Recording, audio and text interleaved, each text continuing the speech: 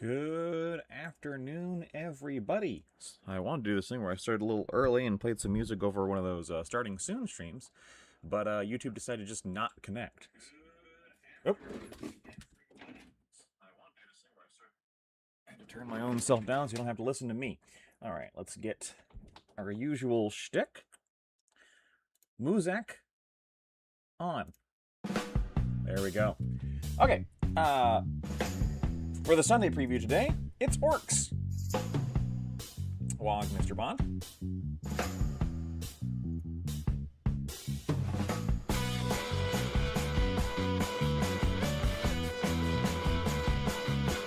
So today's is Sunday preview.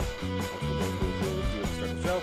Orcs rampaging in. It's all the Orc stuff. I'm not going to spend very long looking at all these. You've all seen them before. If you are an Orc player, you're probably excited. The one thing I'm going to talk about instead, because I do like that truck, and I'm going to be getting one for Necromunda, of course. But Josh, you say, we actually don't have full rules anymore. First off, we're still using the old Necromunda, and second off, I'm making the rules. The dice are fun. This thing would also make a good Necromunda. The Doctor right here, not the Doctor. This is the Wardrack. Will make a good Necromunda as well. This is what I want to look at. Nature orders sleep. So I actually. Oh gosh, we're now getting the physical models that I have are now coming back, right? So this is Old Picket Claw. I like this model a lot. It's one of the worst models to assemble, this model. I think this is a Master Molder. No, this is Throp. Interesting. I don't have him. Old Lord Skull. Old Treach Craven Tail. I'm sure they only brought this back. This is a total one. Old Tweak the Head Taker. Squeak Threadmaker. I do have that one. I don't have that one. That's the Master. No, that's Squeal Naltu. I don't know who it is. That one is Warlord Spinetail.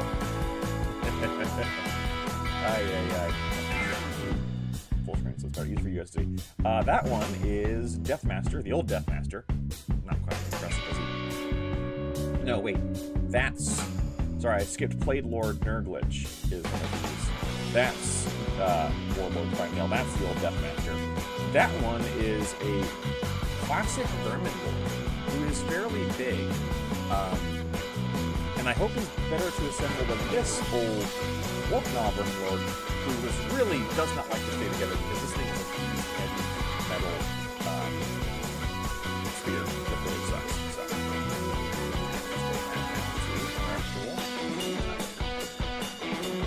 Okay. Thanks for coffee.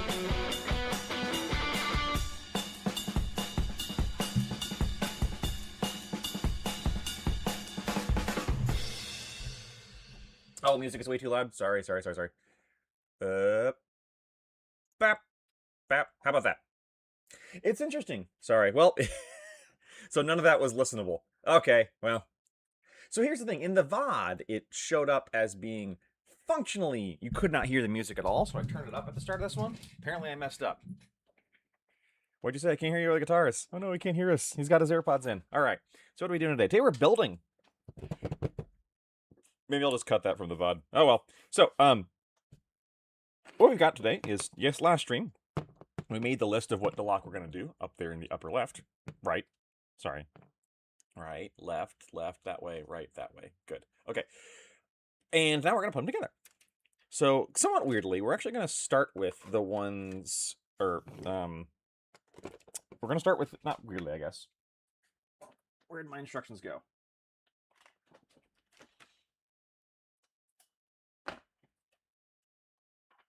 Oh, for heaven's sakes, where did I put those instructions? I was looking at them to show somebody else something, and now I don't remember where I put them. As always, one moment, please. Ah. That's right, I had to put them in the book. So.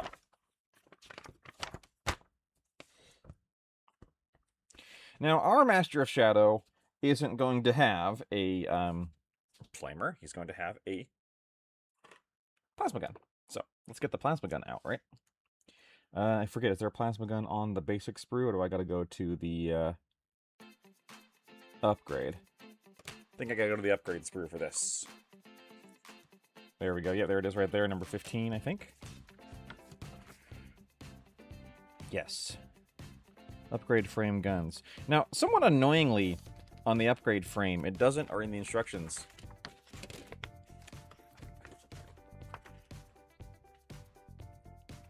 it tells you there's the plasma gun, 9C, but it doesn't actually tell you what number the arm goes with. It's 9, but the arm is not itself 9.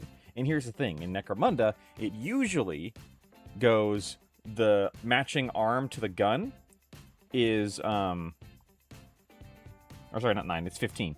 The matching arm to the gun is the next number up or down, but you don't know whether it's the next number up or down. So, however, now normally that used to be fixed because it had a little thing in there. But if we go through here, okay, so we can see here, the arm, plasma gun, I need B14, B15, B16. So let's cut out B14, B15, B16. Okay, 15. You hold your arms up with your palms out, your left hand is the one with the thumb on the right. I mean, or you could just make it, the one that makes a forward L is left. L for left.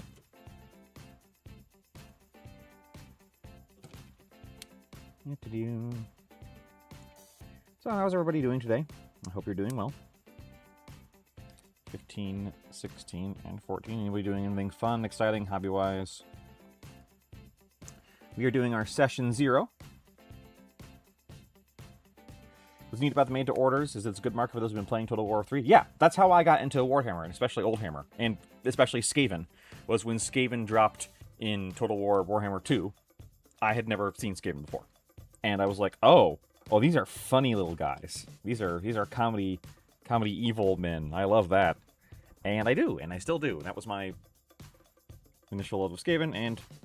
Well, no, because I was playing Vermintide before that. That was where I actually, learned about Skaven. I was like, oh, these guys are cool. So, I guess not. But still, yeah, it's like, now I can have all those models that... And then people will learn why those models disappeared, because they're really kind of a pain in the butt to put together. Alright, so here's my process for building. Somebody asked for this. I might clip this later. I cut them off. I cut off the pieces that go together immediately and do this immediately. I used to do this thing where I would cut everything off and then put them in little piles, but then I would sneeze and move the piles. First thing you do is remove the sprue gates. Mitchell tells me I'm wrong for doing this. I say Mitchell, he's wrong. I was only staying awake to see if Mitchell had to eat a sandwich. For those who are not aware, we made a joking bet where, because Mitchell said if it wasn't orcs on pre-order today, he would eat a sandwich, because he'd been wrong so many times he didn't want to make an actual bet. But then we came up with the worst sandwich ever he could eat, and mine was just I'm not cruel, so I don't want to say, oh, the worst sandwich ever is a cyanide sandwich. No, I just want it to be bad but not killer. So I was just thinking it's the most mediocre sandwich you could possibly eat. Bologna, but the cheapest bologna.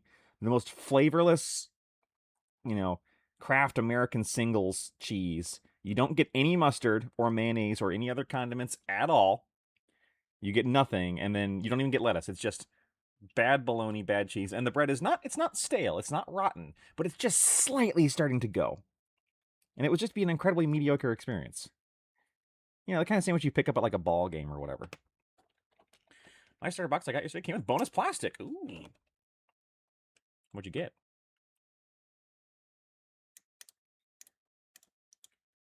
I got the middle of a shock whip. Not the handle, not the end. Now, are you sure it didn't fall off your sprue?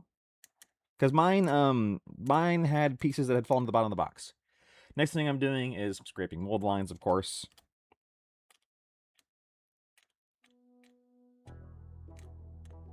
Especially me, who loves to dry brush, because these tend to catch dry brush lines really badly. Now, I've never assembled these before, so I am not a pro. These are really skinny. Man. But you can see there's that dorsal ridge of a mold line on this plasma gun. Sandwich, extra dry. Yeah, exactly. It would just be an incredibly dry, sad sandwich. An uncaring sandwich. Every sprue is fine and broken, there's just a tiny piece of whip. Well, you know what that probably means? That somewhere out there doesn't have a whip. And I feel bad for that person.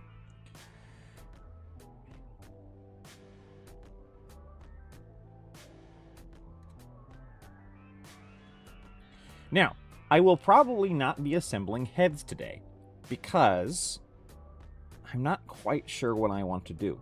There is only one reason why I don't necessarily want to put the Ash Waste upgrade heads, which as soon as I am not holding a knife, I'll show you.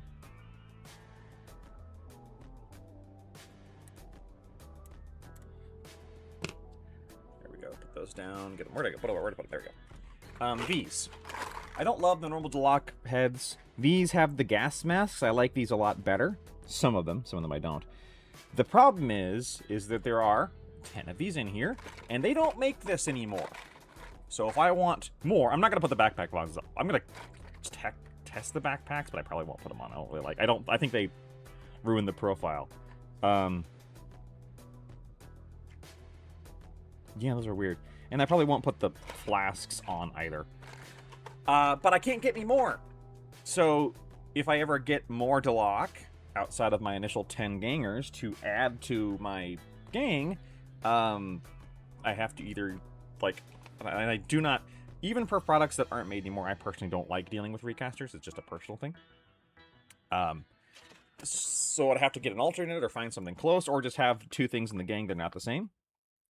So, here's a question, or what we don't know is, are the plasma gun arms, because there's only one kind of plasma gun arm, right? Is it going to look good on the pose of the Delaque leader body? Because they are very slightly different, right? And there is only one way to find out, which is to put together, dry fit it, and find out. So I need, let me see. Oh, hold on. They're nicely framed that you could try making a mold. I could, and I might. I've never done that before. However, I have just learned, to my utter horror, that these heads are the kind that you have to slide into the body beforehand. Well, let's check that, actually, because maybe not. Okay, A12 and A13 is the two body pieces. So A15, 11, these are not, these are formatted better than a lot of the newer ones, but not necessarily. There we go, 12 and 13 up here. Okay. Yeah. Yeah.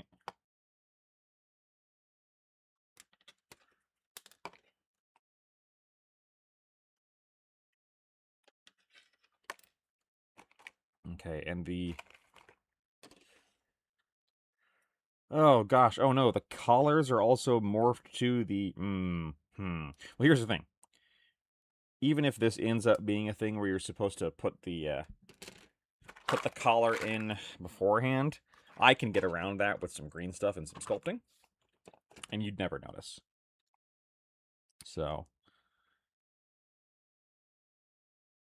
Yeah, besides the pose. Yeah, so when I say the leader pose, I'm not actually looking for this specific body. What I care about is a pose that I would call commanding.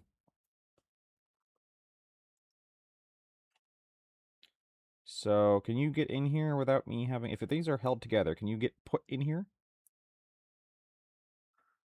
Or you have to go... Yeah, it looks like it's locked in the back here. That sucks.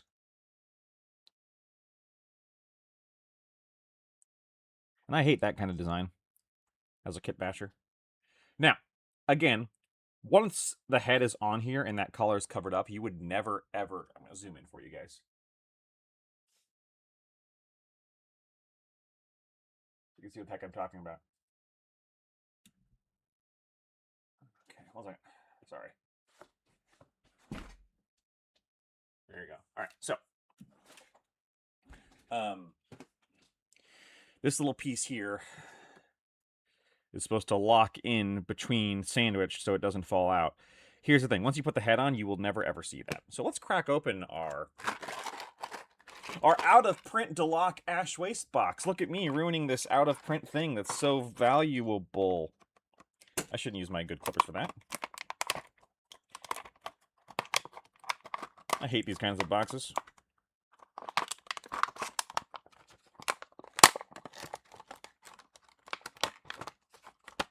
Yeah, so the pose is not about it being a the leader pose. It's about it having presence and the... So, like, this guy that's just standing there, not a bad presence pose. But to me, the default plasma pose where he's kind of doing this like back thing isn't bad. And I could definitely go with that if this doesn't work. But I do like the just walking forward of the leader, right? Running forward, I don't love. And, you know, that's not realistic in any way, shape, or form. That's very much a me thing. Which is like, I like the idea of your leader stoically. I'm doing a walk right now, you can't see. Alright, so let's crack this open. Oh, I ruined it. I'm gonna flip that open blister for $200. If that's actually true, I'm gonna be really sad right now. But on the other hand, that just means I'm unique and special. Okay.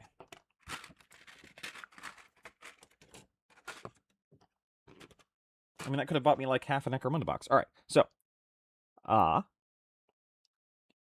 Ooh. Okay, You know, when you don't have these painted, the little tubes going to the side kind of make them look like ball bags. Just saying. I don't love that. So. But this is a great opportunity. I could make my leader more, more unique, obviously female, for example, if I wanted to. Okay, so luckily they are in order on what they are.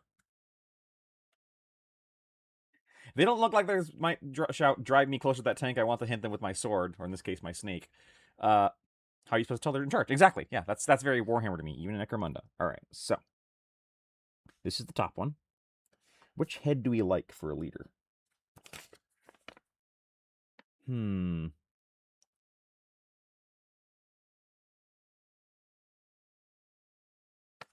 Well, let's see. Because it might not match the overall pose. Again, YouTube music, why are you not? 1 second.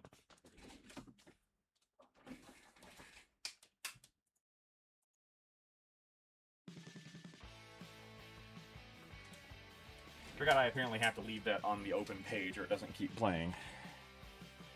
Alright.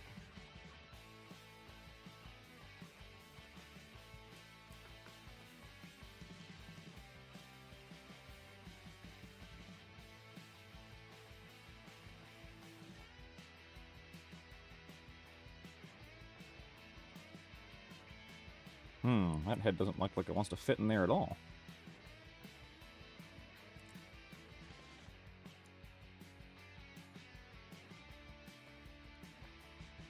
Oh, it doesn't. Interesting.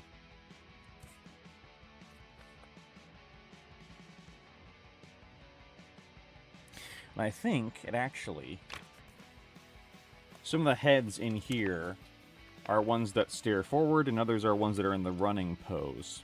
And the ones in the running pose are kind of looking off to the right, whereas the ones that are not are kind of looking forward. So, what about you down here?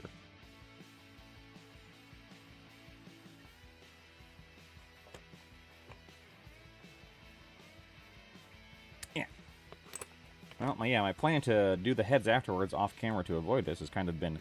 Now with Kaizen, it's stymied. Now with resin, you got to cut these sprue gates off because they're very big. Unfortunately, the whole thing about cutting away from yourself is not necessarily applicable. It's actually more important to have a very sharp knife and be very careful. A dull knife is a dangerous knife, so replace your X-Acto blades or your knife blades whenever they start to get difficult to work with. These do have... This is a great example of the kind of sculpting that they'll do in resin. These have little veins that are popping out. Ah, see, yes, this one fits into this head, or fits into this body.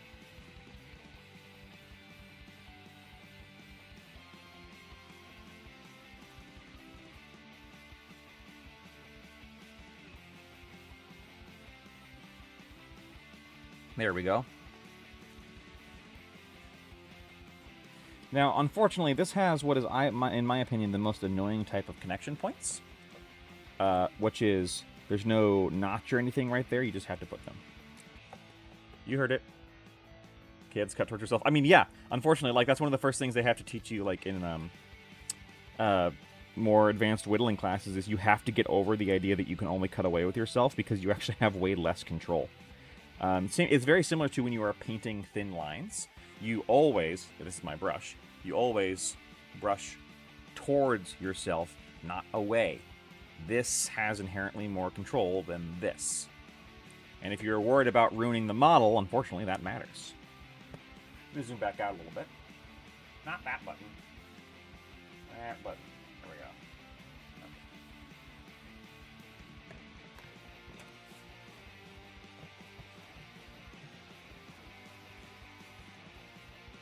A little spot of plastic glue. What I like to do whenever I do these kind of multi-armed assemblies, because, you know, people do talk about how it's difficult to get these things to line up when they're not overly aligned, when they have these flat surfaces. So I find the easiest way to do that is get both of them. I put this one on first. This is a great advantage of plastic glue, which is you can kind of move things around afterwards. Let's clean up our body here. Now you can use your knife to cut off flash gates like this. I tend to use the file instead because I prefer it. Kind of doing this number. They both have their advantages and disadvantages. You can end up filing away more than you mean to quite easily, but you can also end up cutting away more than you mean to quite easily, so either one's fine. I like these glass files because they have this point, and you can kind of use it to get in here, like that. Hee. There we go. And then scrape off any errant mold lines. Now, we have our session 0 for this campaign here this afternoon, actually, after I record with Mitchell digitally. I'm going to go ahead down there. And we'll be talking about what we're playing. We're not doing any house rules for the first one. We're not even doing a hard rules. A hard no on, like, vehicles. I don't think anyone's bringing a vehicle. But we are using just the normal basic rules, and that does include mounts. So you will see some mounts in the Underhive, which is quite interesting. Some, basically, trucks, or not trucks, but, you know, dirt bikes. Maybe, depending on what people want to bring. I know Kevin's really does want to bring a trike, because he built those trikes and hasn't gotten to use them. They also really do shore up a squat weakness, the trikes, which is their mobility.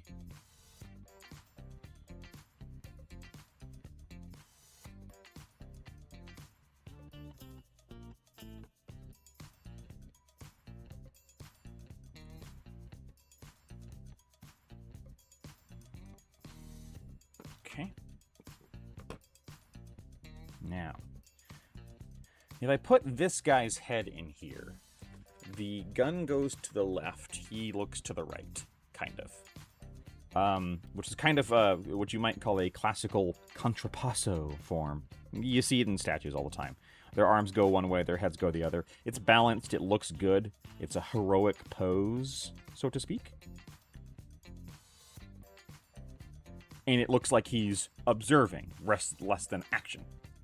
Getting hit by a truck in Necromunda and waking up in Age of Sigmar. So now my Delaque truck is going to be called the Isekai.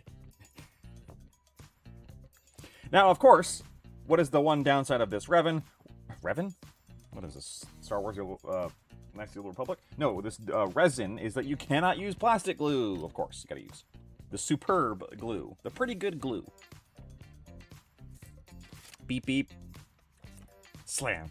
Hey, you're awake. You're trying to cross the border. You really do not need a lot of super glue. With super glue, less is more. This is in opposition to plastic glue, where more is more. Yep.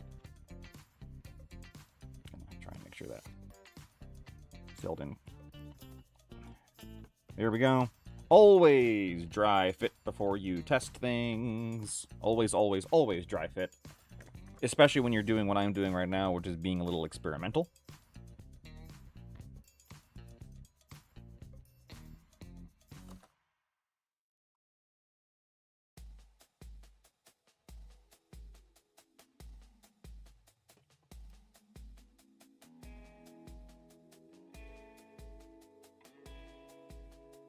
You and that horse thief over there? You and that motorbike thief over there.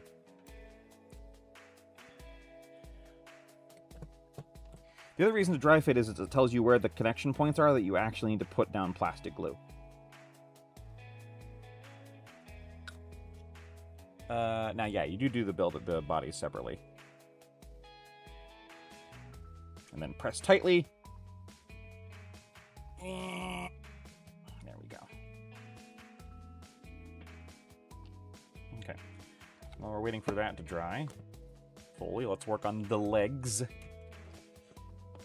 A14, A15. Now, there is something to say that what I could do, in fact, this might be what I do, is instead of putting the weapons on right now, in fact, because I don't need to, I'll put that over there, I could just put all the heads, bodies, and legs together, and then pick the weapons for each pose. That's very often what I do with more modular ones. Alright, so we are looking for 14, 15, 16. Here we go, it's all over here. For their robes. For colors, because I'm still thinking about colors. I actually had someone DM me and go, I will give you STL files if you want better heads. Please do not do the robot thing. It's such a bad idea. And I'm like, don't worry, that was a joke. For colors, I'm thinking kind of torn. Now, I was going to do purple, but someone else in Discord is already doing purple, and I feel like I'm chomping their flavor. But also, I don't like painting purple. Where's 16 at, though? Oh, it's over here. Okay. His little... 16 is his shoe. His boot.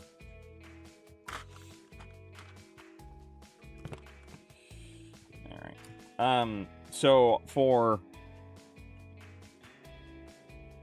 Like, I'm not going to do pure black, because I really don't think that actually looks good, as much as these people joke these are Matrix cosplayers. They're actually Dark City cosplayers. So if I'm going a dark neutral color, it would be brown. I always do like red robes, because it feels very cult-y. Like, deep blood red robes, you know? And I think that does fit these guys, because they are functionally an alien squid cult. I thought about doing green. And kind of leaning into the almost Cthulhu-esque nature of it, like greenish robes. It won't be blue. White dusty cloaks. Yep, whenever I have cloth like this, there's always a part of me that goes, well, you could do white. And kind of go for the old cliche of the ninja master wears white because he's so good at not being seen that he can wear white.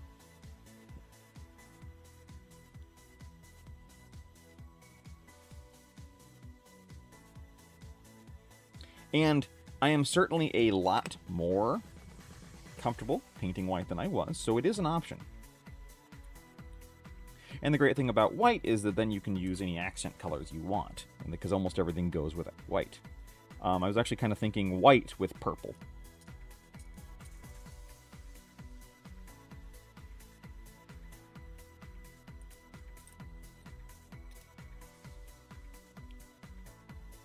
Of course, when you're doing mold lines, you do want to angle your knife. Don't angle towards, angle away. You don't want the blade to skip. That's how you get nasty cuts on the model and yourself.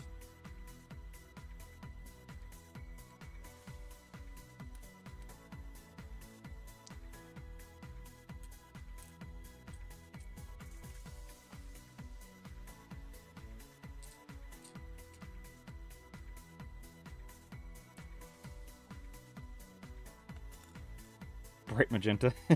No. You're not Aluka. Aluka's the one in chat who usually says I have to paint things bright magenta.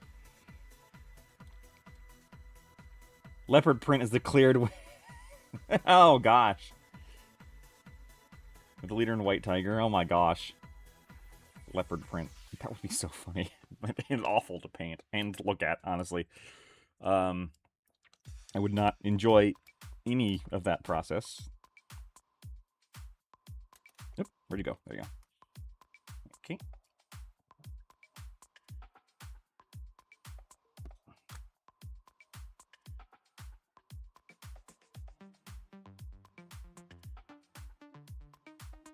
Got a little foot out there. There we go. And then that fits on there. Kind of. I said that fits on there. There we go. That fits very flimsily. Almost weirdly flimsily. There we go. Okay.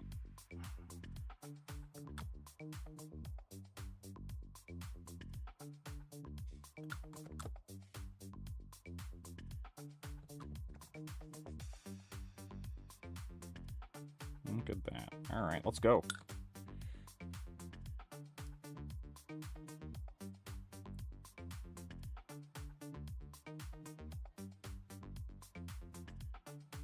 How would I come for my zebra stripes? So you can't tell any of them are. See, that's, again, really funny. It is also thematic because one of my favorite snack cakes, I don't eat them anymore because they're too sweet for me and I need to not eat snack cakes, is zebra cakes. I don't know if those made it over to Europe because they have no redeeming quality. They are a packaged snack cake, you know, of terror. Oh no, did I typo in the stream title? Uh-oh, what did I typo? I'll fix it later. I'm not gonna change it now. But now I'm curious.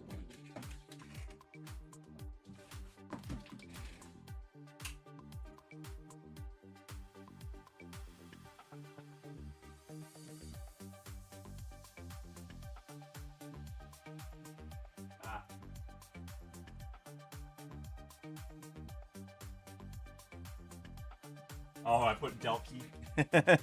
Delaque. I'll fix it. The 95 style light brown trench coats and bright green bases. Oh, yeah. Now, here's the thing. The bright light brown trench coats do look very good. And that is always an option that I might just go for. You know, I'm painting box art, Orlock. Now, by the way, the reason I'm not doing Orlock is I'm mad at them. Because two things happened. I varnished them and I frosted them. My fault. It's too humid outside. And then number two, I dropped them and several of them broke. And I'm just kind of like, it hurts to look at them right now. Now, this is an example of where we might have to do some very light gap filling.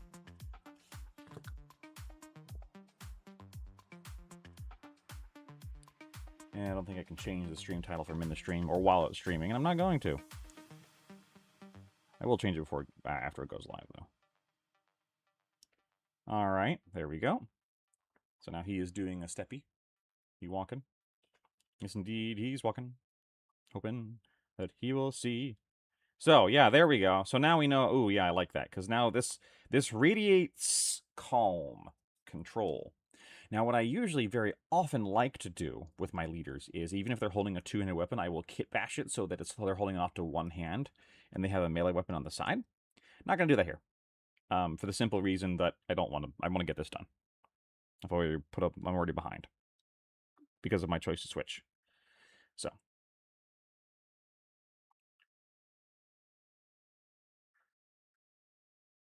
You want to kind of roughly dry fit these together.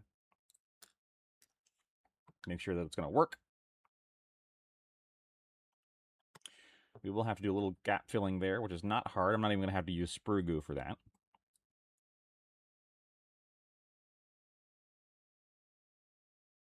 Oh yeah, just slots right in there. And yeah, so now see, this is a man walking calmly towards you. He's got a plasma gun. He knows what he's doing. He's in charge. I do like to wait for this one to dry. I'll check that this one works. Like this. But I wait for this one to dry before putting the other arm on, because if you try and put the other arm on, it'll move it around. Whereas if you let it dry at least a little bit. Now, alright, so let's go ahead and just put together the rest of the bodies. With keeping in mind that we do have 2 of each body. However, if you look at my list up in the upper right, I don't think I need to, because I only have my leader, the Noct Ghoul, who has kind of his own body that only works for him, 2 Gangers, and 2 Shadows. I'm gonna have a minimum of body crossover, which I personally like.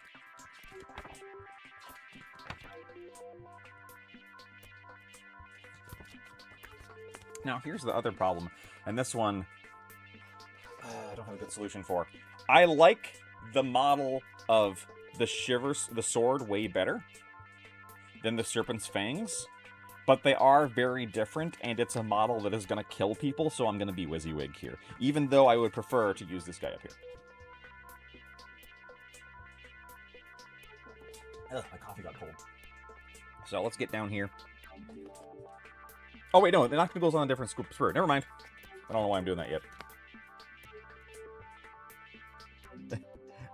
Just walk towards him slowly. You're calm. You know what you're doing in charge. Delaque leader with anxiety is my I mean, if I was a Delaque leader, that would be me. It would be, yes, the squids are completely in control. Everything is fine. Oh god, oh god.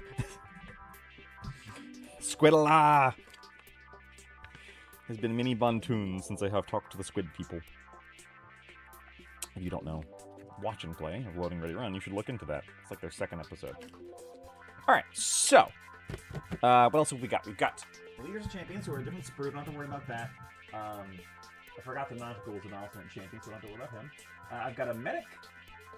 Well, basically, I've got 3 people with throwing knives. Let's do the Gunslinger first, because he's got 2 auto pistols. Now, the base one is this guy right here. So, honestly, what we're going to do instead is we're just going to start putting together bodies, and then we'll start matching people. So, our next body is... alright. 23, 24, 25. And I'll show you... Got coffee on him. How did that even happen? I wasn't drinking... I didn't spill my coffee. Well, now my Delaque is going to be coffee brown. This is why you print out heads. Squid heads to be out 2 dads. I did think about it. My printer has not been running right for a long time because of the heat and the humidity was really barking things up. So I would have to get everything running, and I want to get these guys done. I have a problem where I am over-ambitious with, like, conversion projects. I'm like, oh, I'm going to do this really cool thing, and then I just, I make it too hard, and I never get around to finishing it. And I am intentionally stopping myself from doing that. Because the squid, That is another option, though, is I could paint them all with normal Delaque colors, but they all have Splatoon ink splats. So just these bright fluorescent colors on their clothes. In the future, I would love to print out and somehow make a conversion of the guns that is like one of these the ink guns or a giant paint roller for a melee weapon. It would be very good. All right, so this is another guy who is staring forward. So, which head do we want for him? I think maybe just this number 2 head over here. Yeah.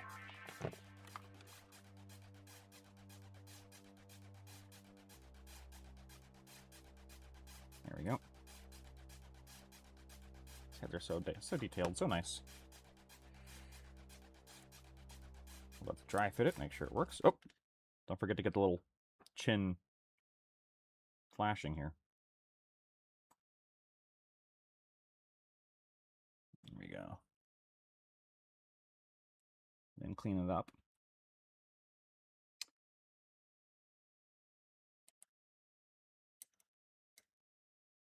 All right.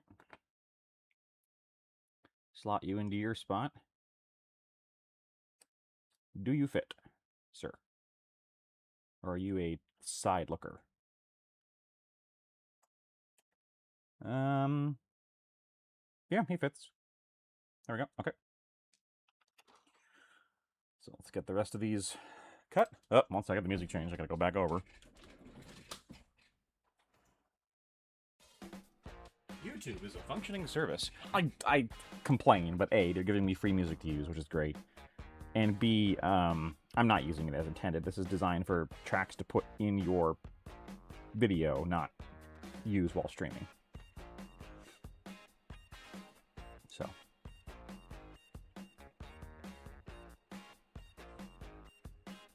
Now, so does it make sense now to make a game with 2 bolt pistols? Absolutely, and that is almost certainly what my Gunslinger will have going later.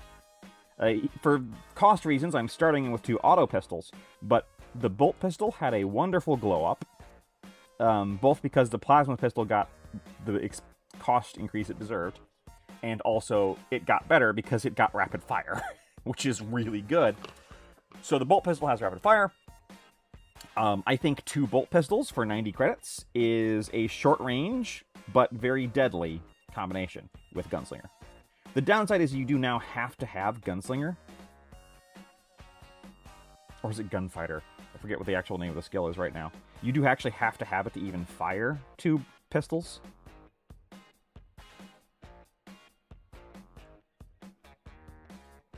Well, I say this guy will get 2 bolt pistols. He might get 2 flechette pistols. It will depend.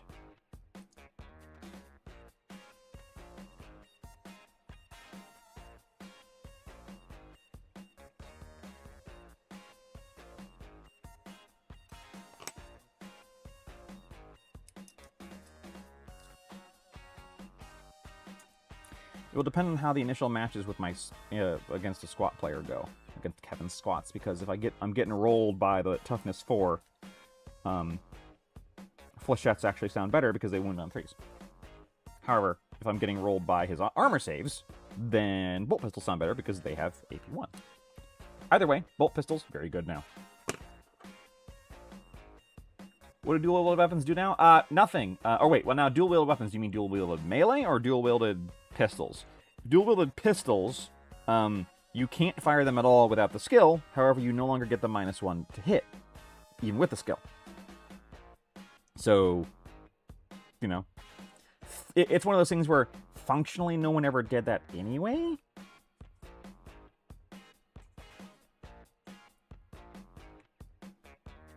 But now it's kind of like enforced by the rules themselves. Dual-wielded melee weapons, you only ever get 1 attack with your offhand weapon, no matter what offhand weapon it is. So dual-wielded melee, you do get the extra attack, so it's still good, but you're only ever getting 1. Whether it is with a sidearm or a melee weapon. So your primary weapon is far more important. And getting a second melee weapon to give you an extra attack is no longer as hard a decision because you don't have to worry about picking the wrong one and having to split your attacks evenly between them. It's an incredible boon to enforcers, of all people, because now they don't have to evenly divide their melee attacks between their actually good melee weapon and their shield that doesn't do anything because it's a shield. They would still have to take 1 attack with their shield, but not, 2 or 3 or 4. So enforcer's eating well in that regard. And everyone else, it does make it easier, honestly. And it makes it more, I don't know if it's necessarily a good or a bad thing. I think it is just different.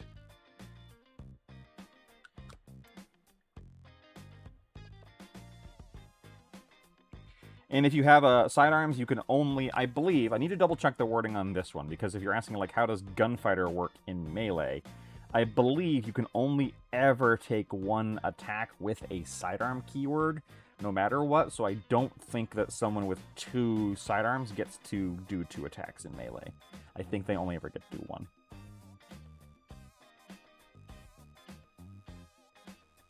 Not even 1 each, but I'm not sure about that right now.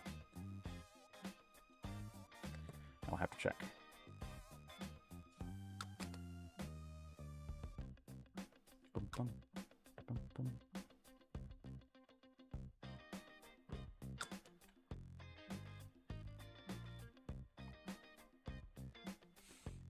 There we go.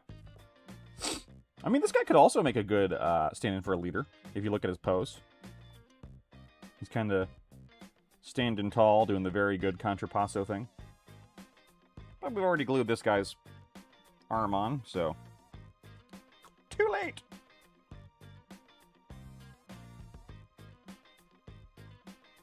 Nope. Get in there.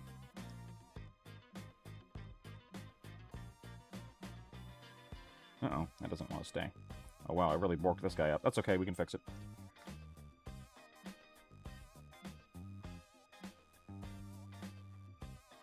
There we go. Might need to hold some.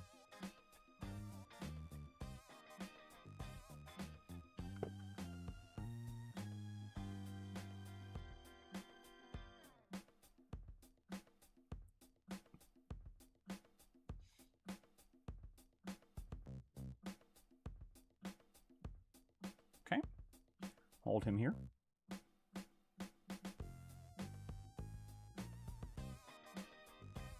Should be enough. Alright, there we go. There's our leader.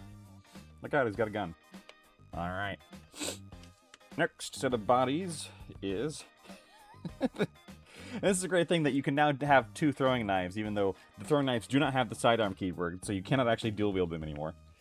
So that's an example of old rules not jiving with the new kits. Alright, this is 32, 33, 34, 35.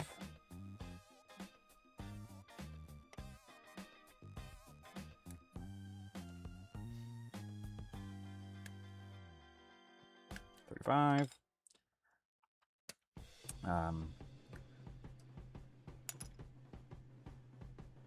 Yeah, and to be very cynical, so what Dexter is saying is, I've noticed there seem to be fewer weapons, ammo, and upgrades now. No recruit rifle, arc rifle. Yep. All that stuff that, like, didn't have models in Necromunda is often gone. Although not all of it, because, like... Or, like, yeah, a lot of it is. Almost all of it is. And it seems to be a combination of GW doing their thing where they don't give you rules for models they don't have. Which was something Necromunda escaped for a very long time. And B, very cynically, we could and probably will get sold all of that back to us in a future edition. Or in a future journal, right? A journal full of weird and interesting alien weapons. You know, that's very much an easy sell for them, and it really does seem like that is the play. They are going for this being an edition that is not targeted towards old players, it seems, which is normal and kind of unfortunately makes business sense. But yeah, there's a lot of and on the one hand, it's like the recruit rifle was never actually good, but it was fun, right? Same thing with the arc rifle. They weren't actually very good, but they were fun. And they would be very good in the new edition with new rules, so it's kind of interesting, or upsetting, not upsetting, depressing, sad, to see them not be part of it. Because, like, the arc rifle's biggest problem was its short range. But now that wouldn't be a thing anymore. However, you could always add them yourself. And I have a fish. We are not doing any of that until we get our feet on the ground and actually understand the game, which is going to take time. Someone said in the comments the other day that, like, if you're going to call yourself professionals game reviewers, you need to get things right more often. And, like, I don't think we will ever call ourselves professional upgrades or professional game reviewers. A, because we all have other jobs, and B, yeah, we would not call ourselves that. We are very much hobbyists, so we get things wrong. We try to get it right, but definitely as the edition goes on, we're going to need to, or we're going to need to play games, which is why we're doing this campaign. We need to get our hands in it. You know, we didn't start doing Necromunda until after we've been playing Necromunda for years. And with the new edition, that's not the same. That's not the case.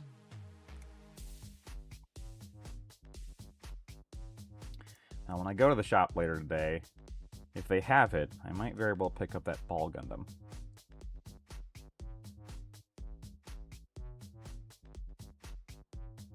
Never built a Gundam before, and you know it's kind of almost a rite of passage if you're a normal Warhammer YouTuber, which is a phrase that makes my mouth fill with bile.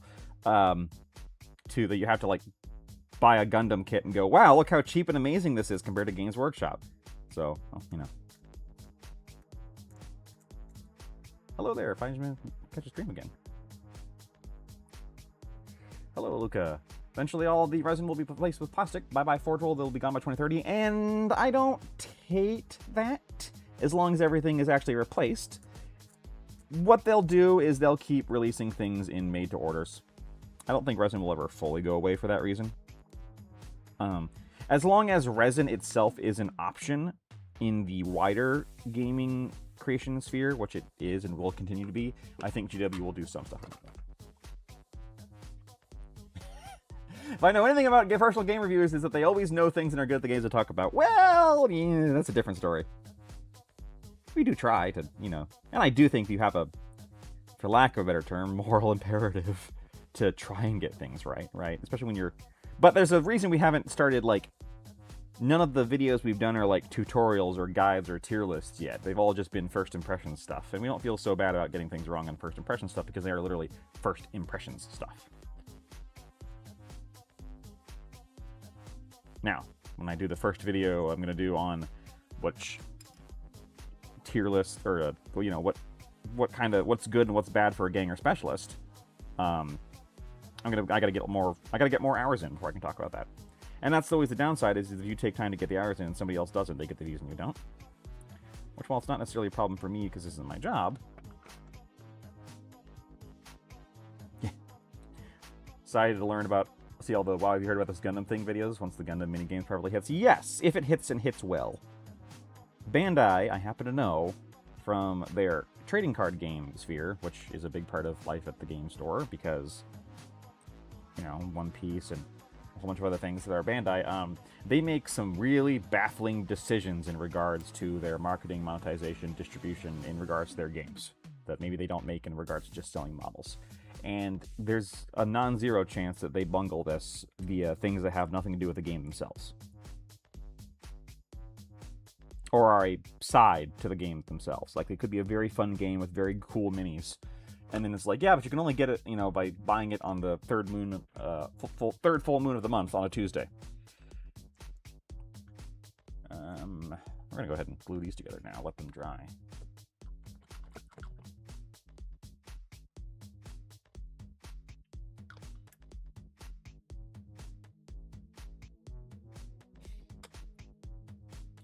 Sandwich.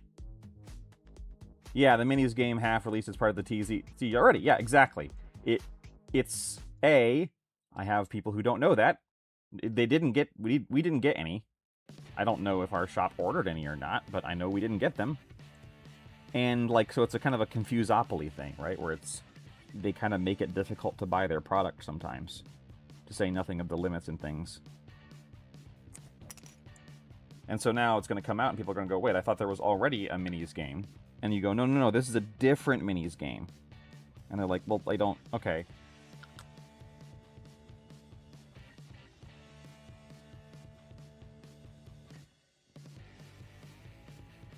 Which Warhammer is guilty of sometimes, too. Especially with Necromunda.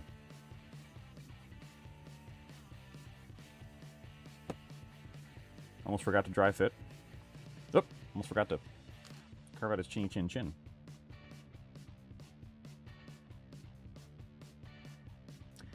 I have a complicated relationship with Forge World because a lot of their older stuff that is now gone was not great, and I'm not sad to see it gone. But then you have things like this kit, which is good. This is a fine resin kit. It's not bad to assemble. It's not poorly cast. Because it wasn't done purely as a cost-saving measure. It was done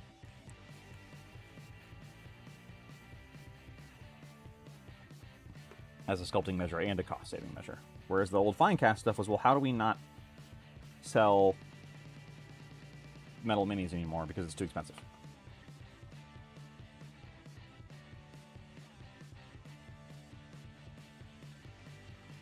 Sculpting for your medium is important.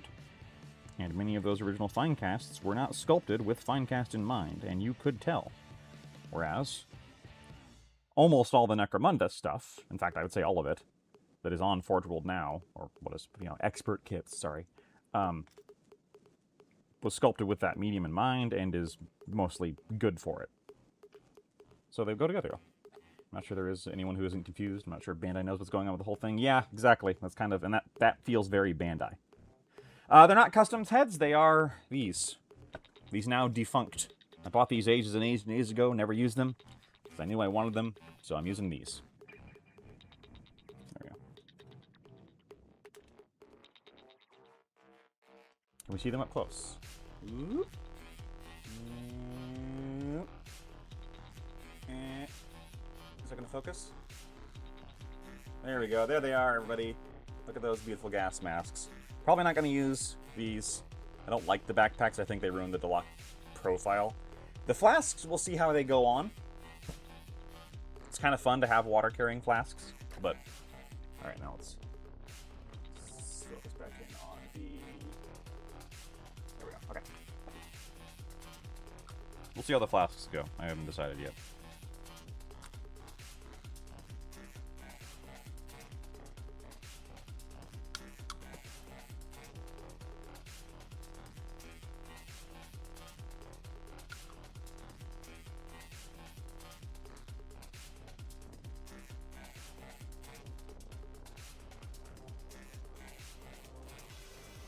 Okay, press here.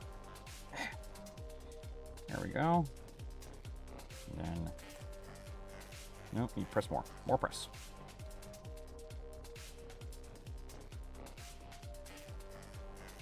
Some more in there. Uh-oh, that does not want to... That wants to be a bad gap. Why? Is it because of the head?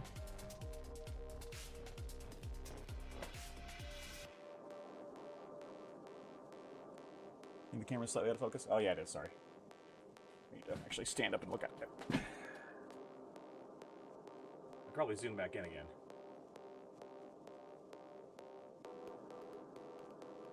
There we go.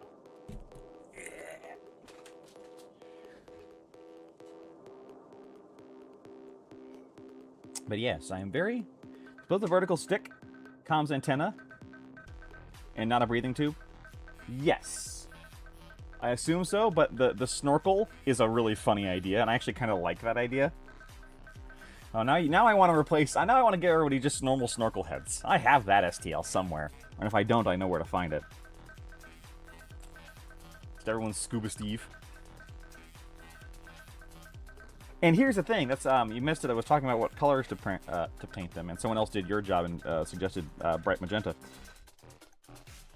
But having these guys be like, we came out of the Sump Sea themed, is very much an option that I like. So it was, so like dark sea green, almost like, you know, deep sea colors. Alright, then we have a guy who's doing the run over, hunch over and run guy. So 42, 43, 44, 45, 46.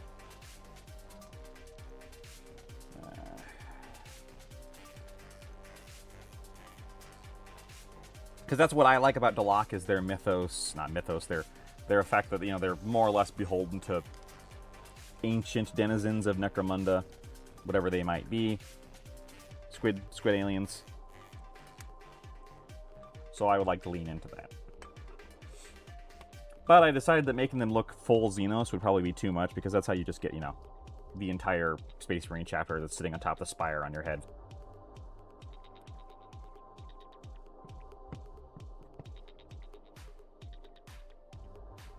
They have to have plausible deniability.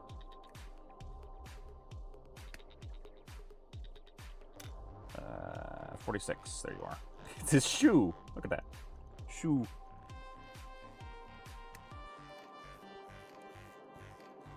Okay, 43, 44, 45, 46. Now this guy is a kind of a look forward guy.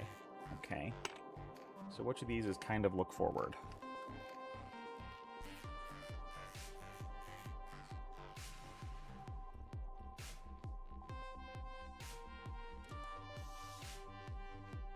Uh-oh, did the head fall off? No, I used the middle one, and this is... Oh, yeah, I think it... 1, 2, 3 heads. Which one did I use? Okay.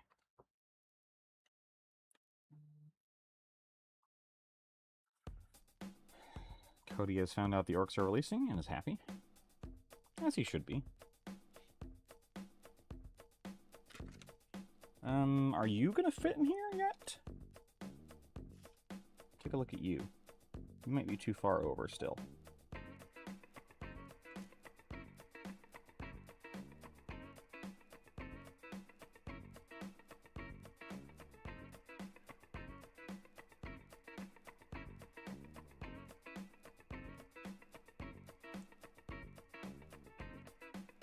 Oh, I didn't want to go in there.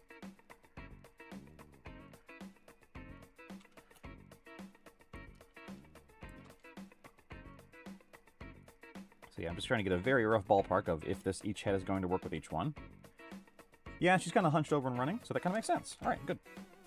There we go. Yeah.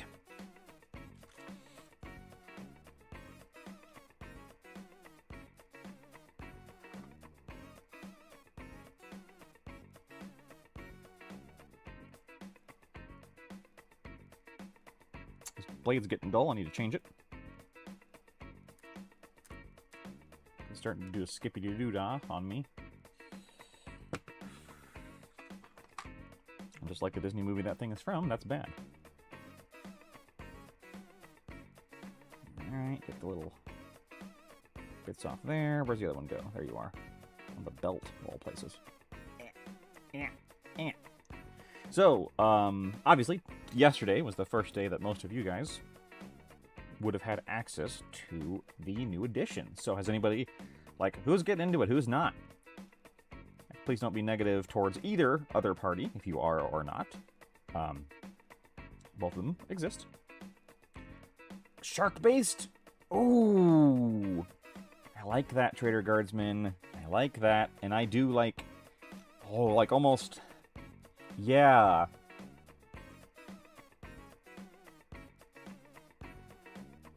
And their skin would be like pallid and oily and wrong because they're from the deep sea. Unfortunately, shark doesn't fit the squid, but we can take liberties for cool. I'll probably end up doing several test models and, you know, seeing what I like doing.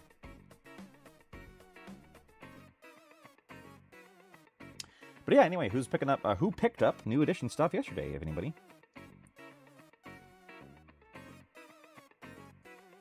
Mostly I'm curious on who picked up the starter box and is actually getting into a new gang with the new edition with the Goliath or Escher, and who just is like, I'll get the books and just use my old models. Because for most of them, I'm like, I'm going to get the books and use my old models, but I wanted to finally get into Delaque. I might. Pallid and smooth like sharks. Yeah, I know shark skin is actually quite rough and all this stuff. I'm not saying that they're like sharks. I'm saying that they're like sea water people.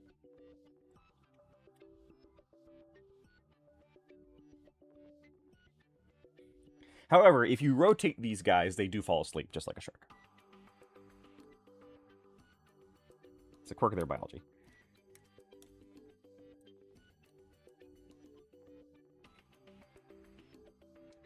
Oh, they're going to be the underhive anemones. They're all going to have hair that's like the, you know, those koosh balls. Got those boxes because you could always use more Escher. Yeah, I got the box. Haven't opened it yet. Come on, we all know sharks are smooth. You're making a reference to something, and I don't know what it is, Jenna.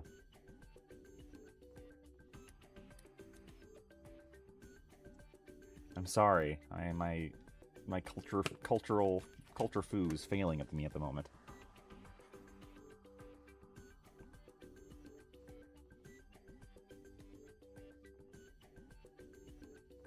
Got the starter box. I was going to get in the edition before the new edition. Interesting. All right. Because, you know, you like, for people who are playing the old edition, some people, I've heard locally, are still getting the starter box because they're just going to use those models as alternate gangers for the other edition, which is, I think, good. I am re-getting into Necromunda with the new stuff. Haven't played since the original. Now, you say original, you mean like in 95? Wow. I've heard it said this one is closer to N95 because of there's less, for lack of a better term, bloat. Unlike almost every other game Games Workshop makes, I don't think Necromunda can have too much bloat because it's all just fun options for you to play. It's like a D&D sourcebook.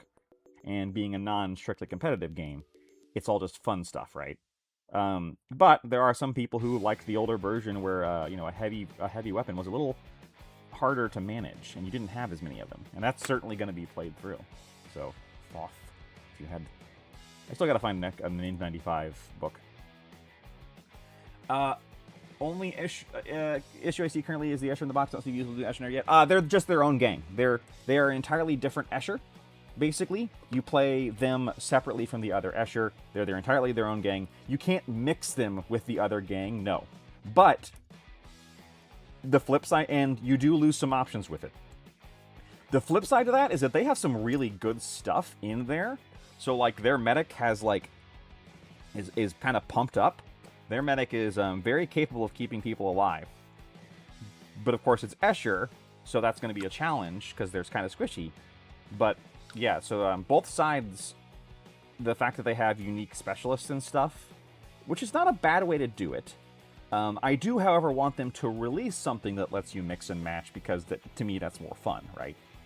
I want to see more list building opportunity. I don't want it to turn into Kill Team where every gang is its own thing, or every type of gang is its own list, but I don't think that's going to happen, given what we've seen in the Arcane journals. So I want to see these guys integrated. Picked up the core box and the Escher gang crew box to make a new gang of my old favorites. Oop, what did I knock over? Ah, fine. What is... someone's... Oh. Escher was my second gang. Escher was my first real gang. My first actual gang that I played was Outcasts, which was a terrible idea. Do not get into Necromunda with Outcasts, then or now. They're more accessible than they were. They're still not a start here gang. Same thing with vendors. Unless you are, I guess I should say, don't get into Necromunda. Don't get into wargaming with those ones. If you're used to wargaming and like kind of understand the idea of like kit bashing and building models and all that stuff, I think you can do Outcast just fine. New Escher minis look cool. That is the other thing though, is that King of the Sea Monkeys, what they're saying is you can just use the Escher from the box in your basic gang as alternate sculpts for their existing minis, and I think that's kind of intended actually. I do wonder if that's intended, because it sure feels like it. Because yeah, they look amazing. And the old Escher, I think, hold up fine. I don't think old Escher needed a redo or anything, which is why they're still around. But I do think that they, as far as all the gangs, they were the ones that had aged the least well, just because they were from a different time.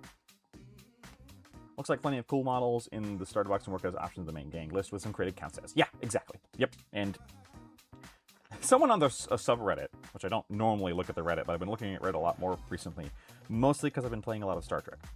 And that's the only place everybody actually puts information there, which is a different discussion that I hate. But anyway, someone on the Reddit asks, like, oh my gosh, how do I, do I need to magnetize my Delaque? Like, for options. And what I said was that, that sounds like an absolute nightmare. I'd rather buy more minis, but if you have the skills and the talent, go ahead. But someone else said the correct answer, which is like, of all the games to be worried about WYSIWYG, Necromunda is one of the least, because it's just kind of culturally understood that it's really difficult to do complete WYSIWYG. You try your best, because it's fun, right? Well, pointing to a guy with a stub pistol and going, that guy has a las cannon, kind of breaks verisimilitude, for lack of a better term. I'm going to glue this guy on here, and then I'm going to take a quick water break, because I got to get some water for my throat.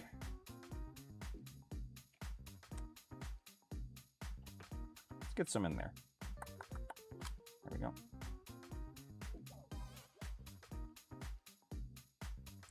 He's hunched over and running. I'm going to get my water. Be right back.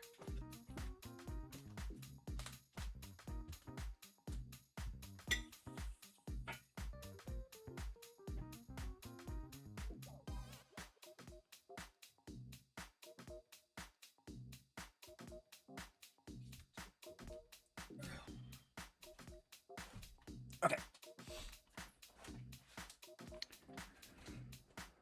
New editions always have us breaking the normal sanity protocols, and we have to venture to the dark place that is Reddit for info. Yeah.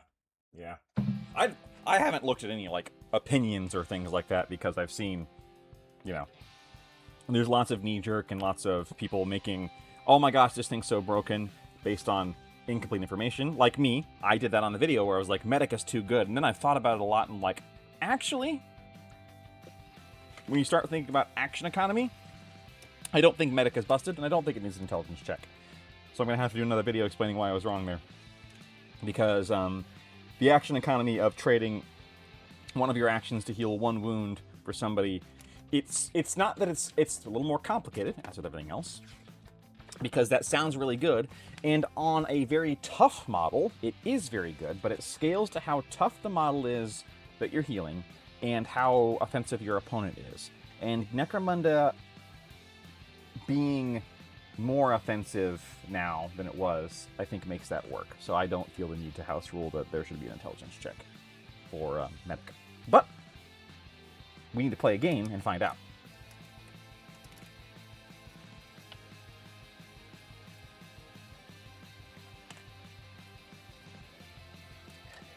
Last week I got 20 Cadians. And the exclusive Cadia stands female. Catch one.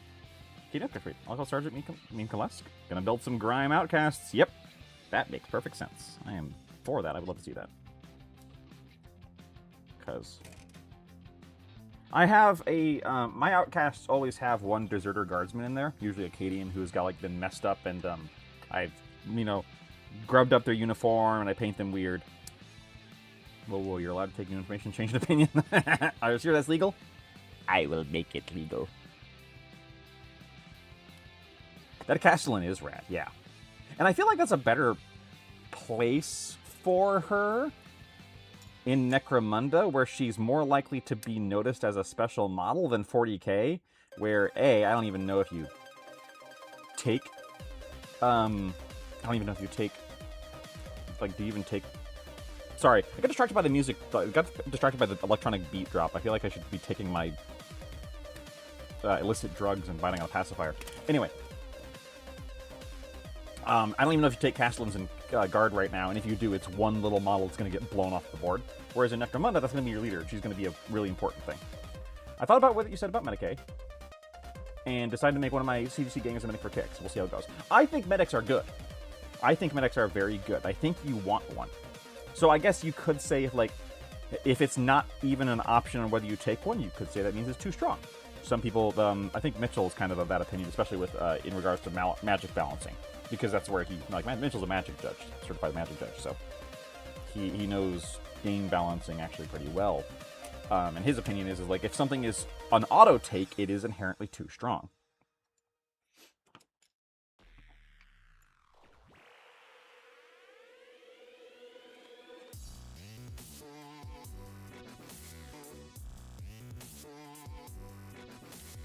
And I'm not quite the same level of thinking, but I do see the logic in that.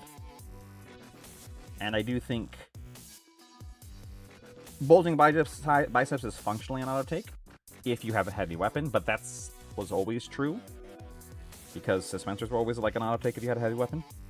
So we've just moved the auto take there, and that kind of makes sense. You give people a restriction on their movement and firing, they're going to have to find a way around it. If you don't, it's kind of a dead in the water weapon. Because movement wins games.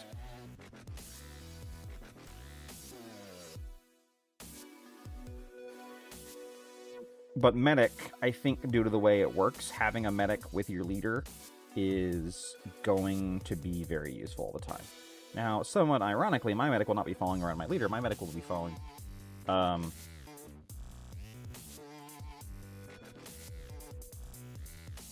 medic will be following my Spectre around. Because heal the squid. Magic hasn't cared about balance in years. I mean, Magic has never been good at balance, but... Magic does, care about balance. Whether they do it well or not is a different story. I think most would say that they don't. But I don't think most people would say that Magic's problem is that it's imbalanced. Their problem is the combination of...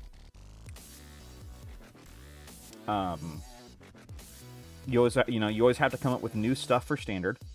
Because if you're going to rotate things out, you can't just sell people the same card over and over again. Games Workshop.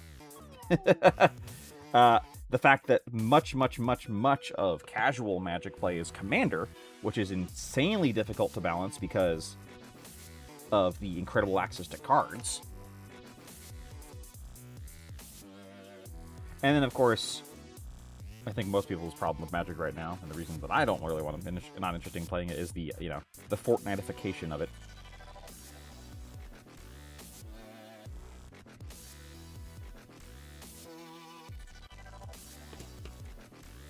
Alright, note to self, I think I need to remove dance music from the playlist next time. Because it's a little dubby-steppy for me right now.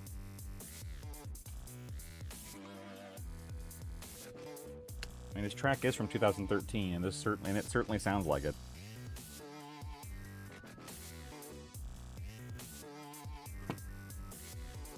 Doesn't take a medic for my guard squad, and that's also thematic, right? Like, guard squad would have a medic. Game has numbers, so it's going to be something with the best numbers comparatively. Yep, and balance is not about trying to remove that, it's about trying to balance that, like to try and minimize it. And balance is always about vibes. Like people, balance is not, has never been, and will never be purely mathematical. It can't be. Because the actual point of balance is for people to have fun, and for people to have fun, there is inherently some imbalance. You want perfectly, like, even chess is not perfectly balanced. Nothing is. So,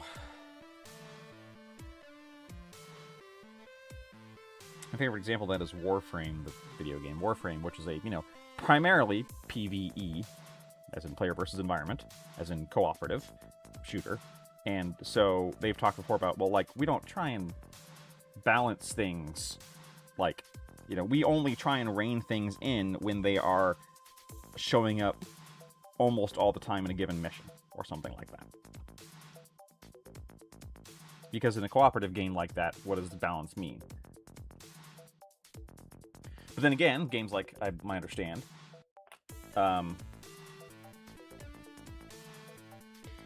Helldivers has a very, very different approach to balance, where my understanding is, and I have not played Helldivers 2, so someone else can correct me if I'm wrong, but my very understanding is that they have a balance in mind where they intentionally seek to make sure the player doesn't get too powerful, because they have a certain difficulty in mind, and if something breaks that, they will rein it in. To the chagrin of many of their players, who are like, this is a PvE game, why does it matter if we're rocking it whole, rocking the bots with this one setup? And the response is like, well, we don't want you to rock the bots with this one setup. And of course, balance does also tie into monetization and sales. That is much more a thing in larger companies and video games. I have and will always maintain that Games Workshop does not have the wherewithal. The people making the numbers on sales do not have the connectivity of the game to intentionally unbalance things for sales. The people making those decisions and the people making the rules writing decisions, the rules writers do not write rules intentionally to make something super powerful. When the fix gets released, might be up to the numbers crunchers, but you can tell this by way too many things that come out at launch are actually not very good. We just don't think about those things. So, for example, would be Commissar Graves. Amazing mini. Fantastic mini. You don't really use her in Guard because Commissars aren't great still. They're better than they were, but, like, Graves isn't, like, an amazing rule sheet. But if you really wanted to push Graves, you would. But everybody thinks about the cog for it, which is, like, really good for its points. I was reading what gamers post online and tell me anything is that you're having fun, you're playing the game wrong. Well, nobody will engineer the fun out of the game faster than the people who play it. And Necromunda is not immune to that. Which is why I'm building a Delaque list that probably isn't the best list. I'm going for vibes and thematics, but I'm trying to make it good, right? Like, I'm not playing pure silly boogers here.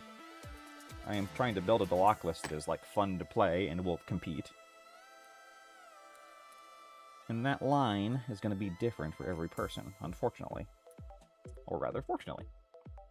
That's what makes life fun. Imagine how gaming would be on the board collective.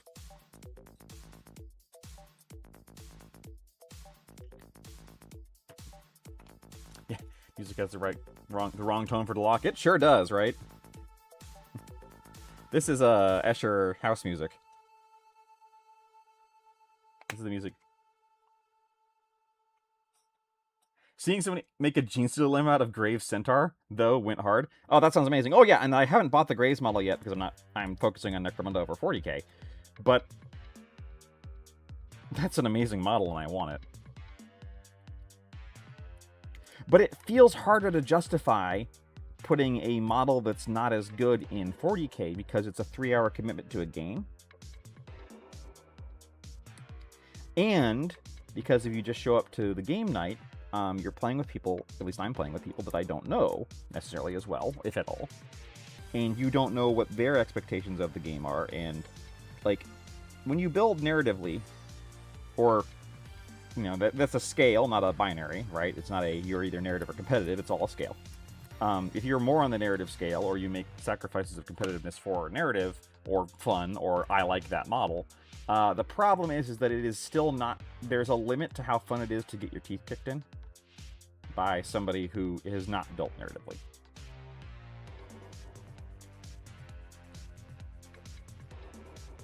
And that can only be fixed so much by loving what models you're bringing. Unfortunately, that can't be fully fixed unless you have a very iron constitution when it comes to that thing, which some people do. I unfortunately don't have that strong of one. I gotta feel like I have a chance to win or I don't want to play. So.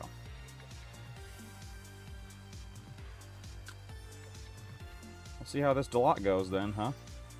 Because I've never played Delaque before. People always say they're weak. People say they're weak this edition. I don't know if I agree or not. To me, they look fine. They don't look particularly less weak than anybody else, but maybe I'm wrong.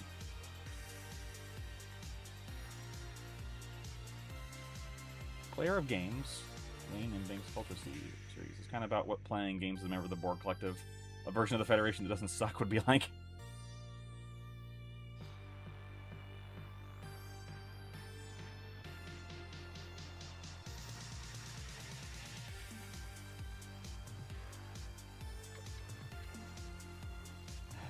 Well, let me see what we're playing games. Well, I mean, what games are there in Star Trek world? There's Dabo, the one that they play on DS9, which is just gambling. It's just roulette. And then there's the one game that Riker gets tricked into playing that brainwashes the entire crew of the Enterprise into almost handing over the ship, and only Wesley Crusher can save the day. That wasn't a good episode.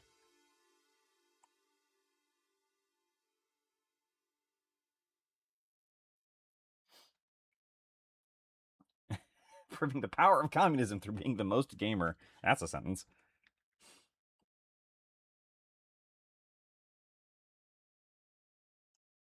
How do you fit on here, ma'am?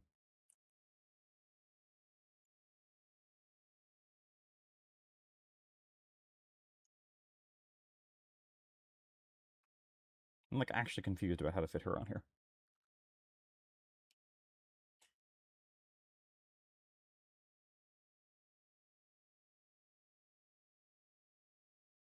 I guess it kind of has some leeway, huh? Okay. Delaque was my second choice for auctions. The new gang, the models from there are substantially cooler than the old ones my friend had. I don't think I've seen old Delaque in a while. I have the book, and it has pictures of them, but I don't remember what they look like right now. I've heard they were a little non-cool. There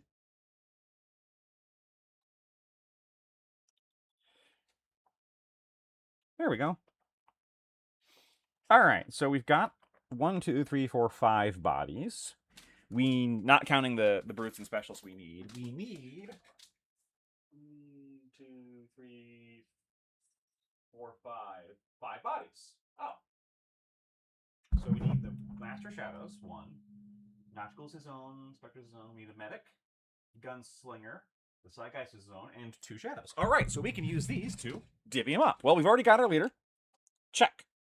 So I need a medic, a Gunslinger, and 2 shadows.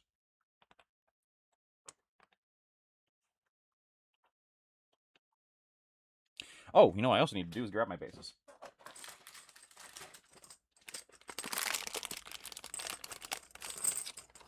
Do you think for gang construction, the specialist prospects are going to be the best value? From what I've seen, there are 5 credits for an extra skill. Kind of depends. Depends on what you want. Depends entirely on the gang and what you want to do with them. So, like, for Orlocks, they're significantly more expensive because they have the flippin' jetpack, and the jetpack's amazing. Like, it's really good. So that's a different niche entirely. For Little Sisters versus Wild Runners, the extra skill you get is Clamber, which isn't very good. So I don't think the Wild Runner is almost ever worth it over a Little Sister for Escher. Prospects for Vansar, obviously, those are 2 different things. One's more expensive because it's got the Green Goblin glider, right? Goliath, I have not looked in depth yet. Neither have I looked in depth at Caudor. And Caudor, well, Caudor prospects are, yeah, they're just weird. Again, pants. So for most of them, even now that the weapon options are unrestricted, I still think it's a little more complicated than that. Because we actually discussed this on the last stream. We were like, well, wait, for 5 extra credits, I could replace one of these shadows with another Zeitgeist and get a free psychic power, right? And I was like, ooh, okay, that might be worth it. But we ended up not doing that. There is also the fact that the prospects, for lack of a better term, do still start on a slightly higher skill or XP So they will level up very slightly slower than your juvie prospects. So I think it's a little, like, I think it depends. Delaque might be one of the easiest ones where it is going to be worth it, because I do think that the Delaque prospect, who has access to everything and is just a, 5 credits more for a psychic power, I think the Delaque prospects, yeah, is worth it. Is better.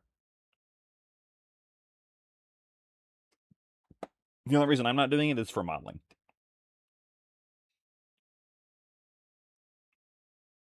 But the others, no, I think it's a little more complicated than that. Following the one journal reveal a week, I didn't think about that, but you're right. Which gang do you think will have the next reveal? And any kind of thematic subset you would like to see some of the Escher Chem focus subset? That's a great question, and I hadn't really thought about that. So with the Delaque one really or the Delaque one, geez Louise, the Goliath one really threw me, because it was like, well, what does that even mean? With when they say like the forge based guys, and the answer is I don't really know. So for Orlok, because at first it seemed like they were going to do one that was like based on the prospects, but it seems like that's going out the window with Delaque. So, one second, I have to check. The music's still not playing.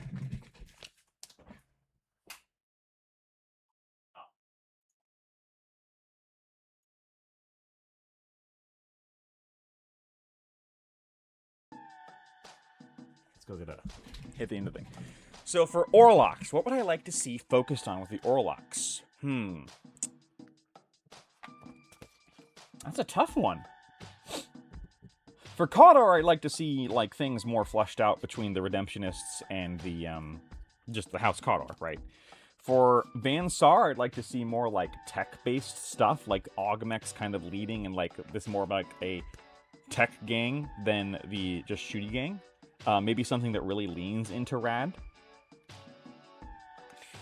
Orlok is hard because they're kind of very basic. Alright, so one of these suckers needs 2 auto pistols, so let's start with him. Ooh, I think the easiest way to do this, or the most fun way to do this, would be have the one auto pistol that is pointing at, it could be this guy, right? And he's shooting one auto pistol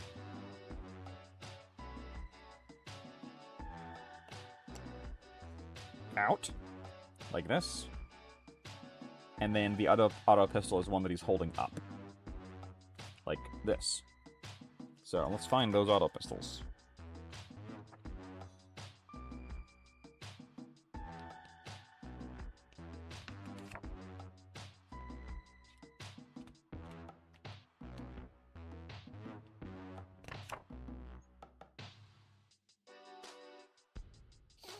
Doesn't seem to be in here.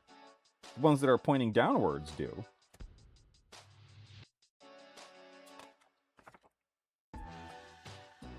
Oh, there it is. A38. And then squats, you could see something more mining focused. The Ash Waste Nomads, I want to see basically they're going to bring back the focus on the spirits, right? And that's good, because that was really fun, and I was really sad to see that taken away. Orlocks, they'll bring back the legendary names, but you can't really focus a whole gang on legendary names. That doesn't make much sense. Orlok, I would like to see something that is based on being tougher and not just based on slightly extra credit generation, because that's what their gang rule is, and that's fine, but it doesn't feel particularly fun.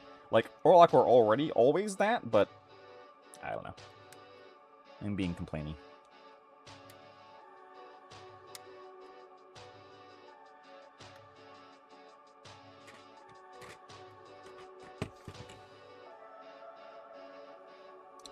Man, these guys are wire thin. So, oh, wait, nope. That won't quite work. Are the old weapons from the starter box better than the... Are the new weapons from the starter box better than the old weapons? Better as in, like... I have not assembled my old starter box, or my new starter box yet, so if you mean, like, mechanic, or, to build, I don't know, unfortunately. So, unfortunately, if I build this guy shooting this way and looking this way, it looks a little weird. So let's see what our other options are. Could I put a hand flamer in his right hand?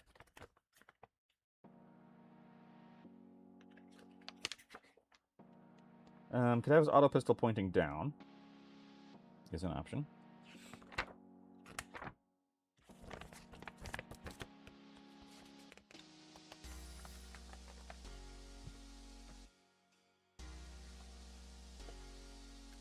Have his stub guns pointing up. That's less fun. Is the only hand flamer left-handed? That's interesting. No dual hand flamer? That's no fun. How dare you? Mathematically more likely to wound. I have not checked. Because I personally am not playing Escher for the new edition. That would be a Cody question. So. Because we only looked at the Escher in out of the box, not in the box. Unfortunately. Which one's the auto pistol that goes down? Well, hand flamer's A37, A38, so let me get that done real quick.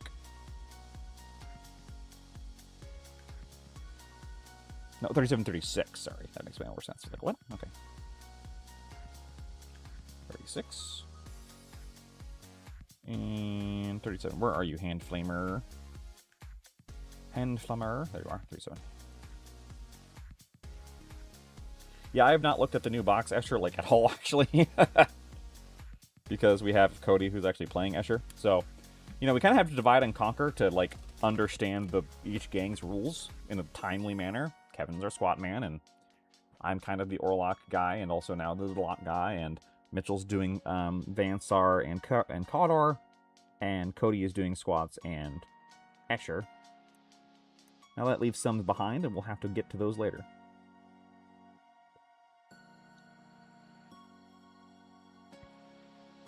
Which I will be doing. I have a nasty feeling I'm going to be playing all of these gangs, at least at one point. Hello, Iron Thumbs. See, Iron Thumbs can cut towards himself with a knife because he has Iron Thumbs. With current Gunslinger letting you fire 2 light weapons, you could fire 2 hand flamers in a single action. You sure could, and that is my long-term goal for this Gunslinger, is to have 2 hand flamers. So I'm going to build him with 1 now, and he's going to be not quite WYSIWYG for a bit. However, he doesn't have a right-hand hand flamer. It's not in the box. So I might have to get creative with the other hand flamer. How's the building going? It's going fine. It's nothing particularly nasty. These guys are spindly as heck, but not too bad. I've had worse. I've had better.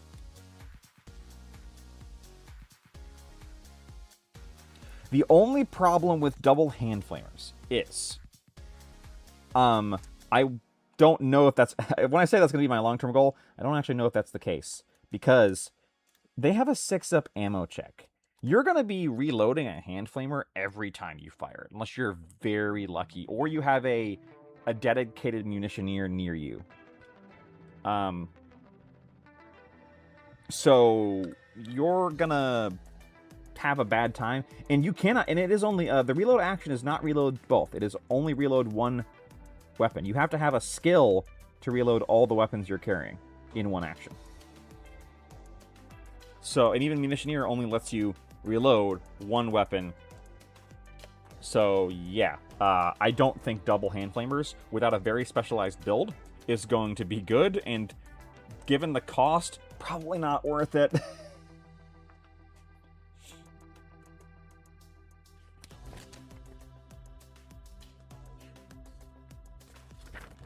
It's cool. But that being said, when I say probably not worth it, I mean, it's going to be really fun. So, like, and man, do Munitioneers reload themselves? It says every friendly model, and I believe, I need to double check this, that this hasn't changed. I believe models are still friendly to themselves, so my understanding is yes, when you use those skills, you do still reload. However, for the Munitioneer, it's a neutral action, because it does take a Munitioneer's action to do this. So it's, having a Munitioneer keeping themselves topped off is not, like, there's no value in that. The Munitioneer is only useful in regards to helping other people reload. Because against himself, you could just use the reload action and gain exactly the same benefit.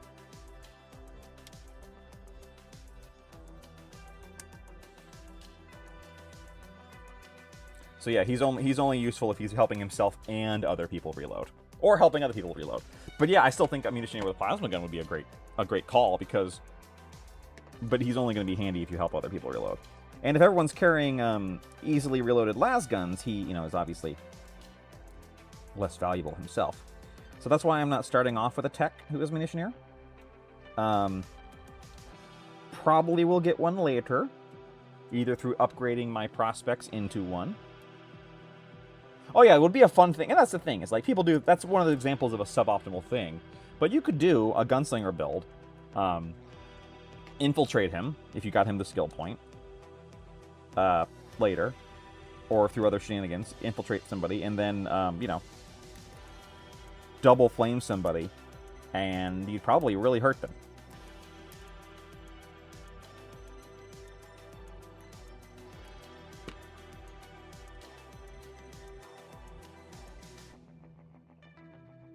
Yeah, if you get 2 or 3 models in the blast, the problem is hand flamers are only strength 3, and they don't have AP. So, and they might be auto-suppressing against non-brute enemies, but they're certainly not the crowd control they used to be because Blaze doesn't crowd control. So flamers are far riskier now than they used to be. They're still very good, but like it's going to be a different game. Flamers went down. Flamers are not as good as they were, but they are costed appropriately. Oh, that's a great question, Anacron. I don't think so. I believe you have to get to the word. I think you still have to have the word. Yeah, because the wording on weird is the people with the weird tag treat the weird powers as skills. The weird powers are not skills if you don't have the weird tag. So you have to have the weird tag to treat the powers as a skill. Anacron's asking, for those of you maybe listening, if you roll a 12 in advancement, you can pick any skill. Does that mean you can pick weird powers on Orlok? And my answer is that it's going to be no. You have to have the weird tag to do that. I hadn't thought about munitioner in that way before, but I kind of dig that it could essentially make a heavy gunner plus dedicated reloader into a 2-person heavy weapons team, which is very cool. Like, yes, although the heavy weapons are actually not... Most heavy weapons don't have particularly bad reloads. What does an ammo jack do now? The ammo jack has munitioneer, but more importantly, the ammo jack lets you pick one of your weapons and overcharge it, which gives it +1 strength and unstable. So the ammo jack now turbocharges your weapons instead of having like being a munitioneer bot. The ammo jack is also 100 flippin' credits. What about guys like the Heretic? And have they just been forgotten? The answer is the latter, unfortunately. Every single one of those, with the exception of the few Dramatis Personae mentioned by name, functionally all of those guys are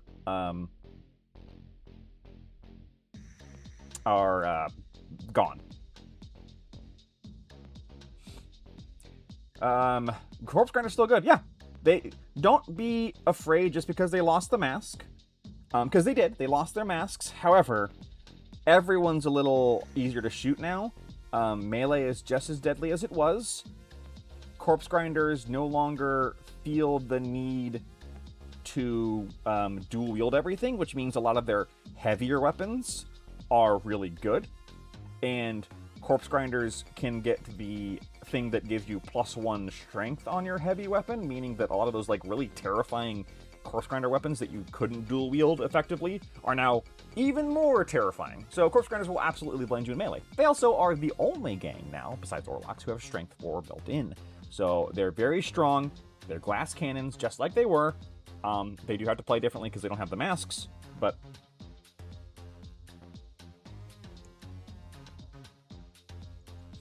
don't let that scare you. Corpse Grinders are still just as good as they were. They can soak an unstable at 2. Yes, they can. Well, no, the unstable. There's a reason my leader has a plasma gun. It's because he can soak a shot against himself, right? Because it's only damage and lethality 2. He can soak the shot. Didn't they PDF a lot of Dramatis Personae? They're going to PDF a lot of Dramatis Personae. I don't believe it's actually come out yet. It is my understanding. I haven't actually looked.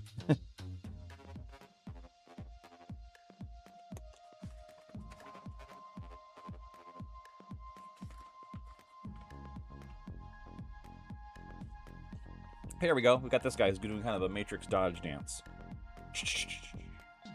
Vansar does seem to have taken a big hit, but I'm entirely new player. All right, so people are saying Vansar have taken a big hit because they no longer hit on 2s. Vansar are still amazing because they have access to shooting, and all the ones they have models for. Okay, I haven't looked at that yet, I admit, but I believe so. Yeah, they have not removed any of the models of the Dramatis Personae. Basically, any of them. And if they're selling them, they're going to give you rules for them. So I would not be particularly worried. Yeah, sorry, I keep interrupting myself. Divine Sausage. Is that a reference to pink flamingos? Anyway, can you medicate yourself to remain lost wounds? In my understanding, yes, because again, it says select a friendly model. I don't want to lead you wrong in case I'm wrong on this. I'm pretty sure a model is still friendly to itself because it does not say select an other friendly model. So yes, you could medicate yourself. Sorry, Divine Sausage, I keep cutting myself off. So Vansar, they did lose the +2 to hit. However, they have access to shooting. And shooting somehow is an even better skill tree than it was because it has all the ones it did. But things like run and gun no longer has the -1 to hit, so it's even better. Gunslinger no longer has the -1 to hit, so it's even better. And then you have Marksman, which gives you +1 to hit if you are in the long range band of the weapon. Now, that means that Vansar, who have access to shooting, can have their great weapons, which are still good, and they get that +1 to hit. Or they have Gunslinger, or they have Run and Gun. Vansar are still amazingly good. And the +1 to AP on all las weapons, when AP is very difficult to come by, means that they are shooting they're shooting well with shooting. They still have 3s, still great. I know that their gangers don't, but that's less of a thing in Necromunda anyway.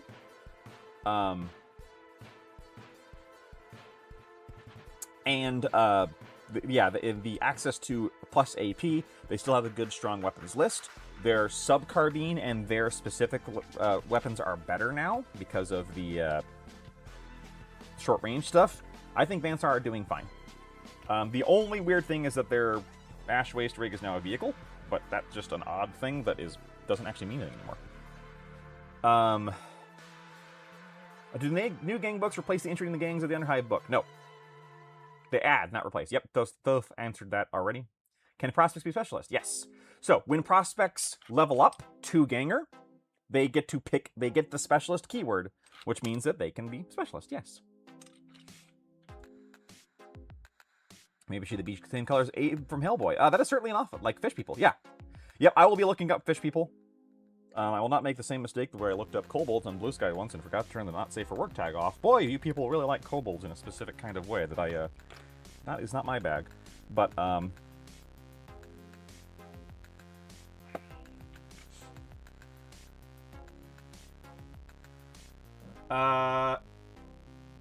so here's the thing. You say die in melee. Vansar now don't have worse melee than other gangs. They're just as good as everyone else. And their energy shield gives them a bonus in melee that other people don't have access to. They are slow, but so are squats. So are Goliath. They don't have good access to melee skills, and they don't have their access to melee weapons that are decent, but everyone can. Vansar are actually better at melee this edition than they were last one, because now they can get any melee weapon, even their gangers, and they're basically just as good as melee as most other people. I think even their leader still has 3 attacks, or 2. Like, what bag is my bag? Not answering that. Not in that way. So they didn't lose their Archaeotech thing. Oh, you mean their clan or their house skill? Thing is that Archaeotech was bad. There was like 1 or 2 good ones, and most times you didn't take any of it. Plus, don't worry, we'll get sold back to us. They are certainly different. You are not hitting on 2s anymore. Vansar are now less about hitting better and more about hitting harder. So while we're waiting for that to dry, if I get my game to the underhide. Vansar. House Isher. So I was looking at Vansar as my other gang to possibly start, so I have them on in my head. Paladin's House Vansar. Alright, so your leader only has 2 attacks, not 3. But the Augmech has 2 attacks, hitting on 3s and 3s. The Archaeotech does only have 1 attack. The Archaeotech is weird. I don't understand what they're doing with the Archaeotech. I will say that much. I do think Vansar took a slight nerf. Their Ash Waste Arachnoid is very good. Their subtech's only 20 credits, though, which is even cheaper than the Shadow. Vansar do have very high mental stats. Cool 8, Cool 7. Willpower is fine, but intelligence is good. It is depressing, though, that they don't have the armored undersuit anymore. But honestly, what is carrying them is their access to shooting. And their weapons. Their weapons are good. But yeah, I don't know what the heck the Augmech, or the Archaeotech's role is anymore, because he's 85... I guess I should say, there's a reason the Archaeotech is one of the few alternate champions who is cheaper than the other champions, because he's not good. He has, let me see, he doesn't have any extra rules on like almost all alternate champions, which really sucks. He's a loner, which is not good, because he doesn't help other people around him. And the extra thing that he can bring, which is the Spider Rig, is Strength +1, AP -1, 2 damage. It's additional attacks, which only brings him up to 2 attacks, which is silly. Or rather, it's an additional attack. It's not an attack that he gets, and he hits on 4s, not 3s, so he's still supposed to be shooty. They really did ruin the Archaeotech, and I am sad about that, because I like the Archaeotech.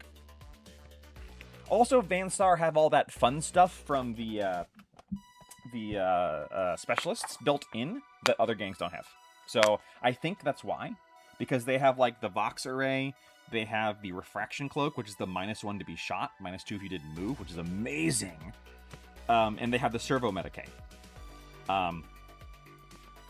When the fighter performs this action, target either them or a friendly or active or suppressed fighter within 3 inches to make an intelligence check. If the check is passed, then the targeted fighter regains 1 wound. Vansar gangers have 7-up intelligence. The one thing that has changed with Vansar is they're no longer an elite gang. They're not actually particularly more expensive than everyone else.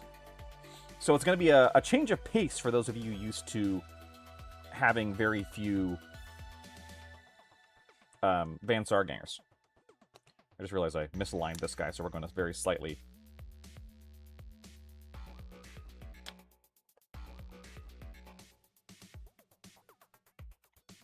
Warlocks are actually the ones I'm actually kind of the most annoyed by the changes, because it doesn't feel like anything they I complained about this earlier, so I apologize if I'm complaining again. Or rather, I apologize for complaining again. It doesn't feel like they have anything that screams Orlock about them, like what they do, because all the fluff says they're the tougher guys, they can take punches and punch back, and there's nothing in the rules that actually reinforces that. Getting stuck into building my gang. Thanks for giving me some confidence and backloading content. Thank you very much. Haven't got to read through everything. Some friends are coming over today to make their gang. Only one with the book so far. Gotcha. So every gang will get a journal and 3 gangs to play with. Probably? Question mark? So far. Alright, so we've got... now here's the thing. As you can see in the upper right, all 3 of these knuckleheads have throwing knives.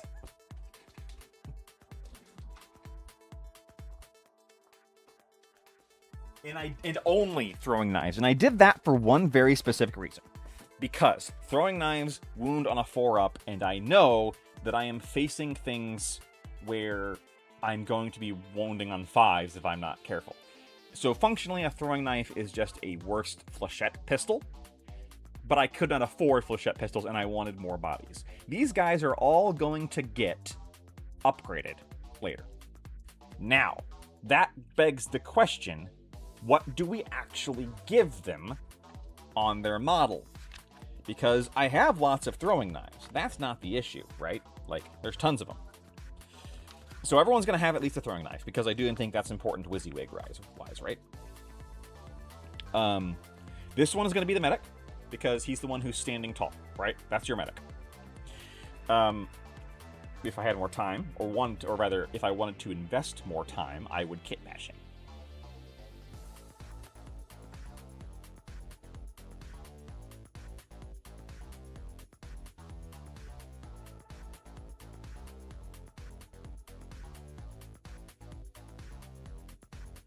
Sorry, I'm looking at my model here. I think I got a little borked up.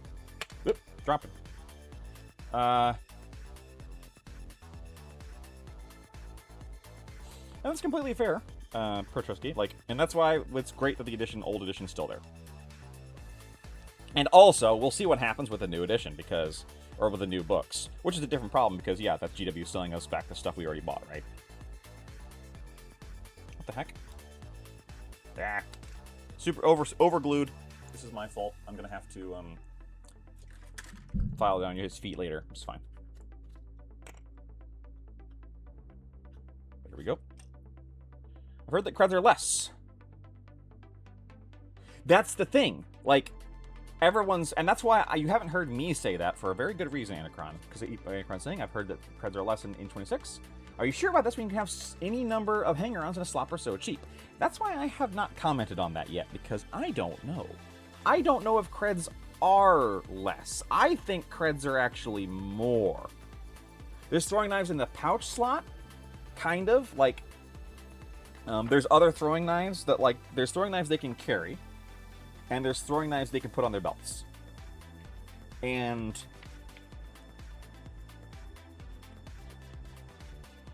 part of me also wants to just use, where'd I put him?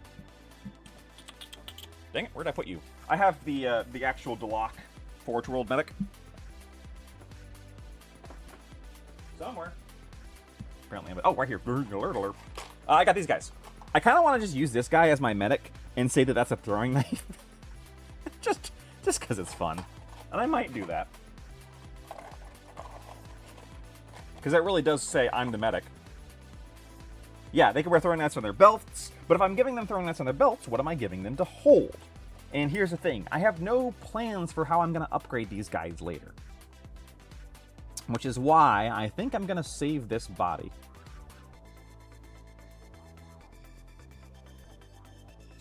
And so that's interesting, Kadroska, because lots of people here locally, Horus Heresy 3 is what picked it up.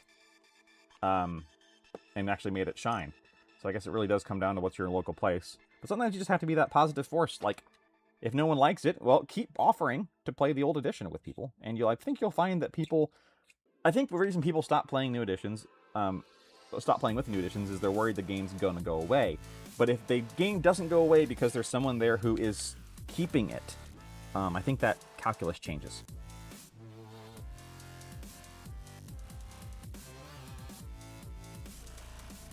Because we've seen that a lot. So yeah, I have no plans for what I'm going to be giving people later. Which is kind of making my life hard.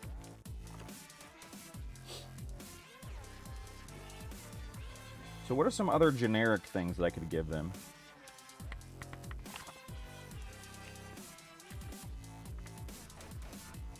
Go full classic more time. Have one of them just holding a fish. Slap. Again, I'm going to leave some other guys unbuilt for the kit bashing to do some fun stuff once I get them built.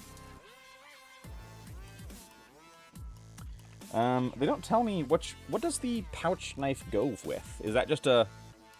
Because I do actually like the idea of the pouch knife. Because that's in, let me see, what hand is that in? We're almost out of time. Yeah, we've got 4 minutes. Is that an upgrade pouch? No, that's the pack is 3. Yeah, that's right there. So where is that pack? Oh, it is a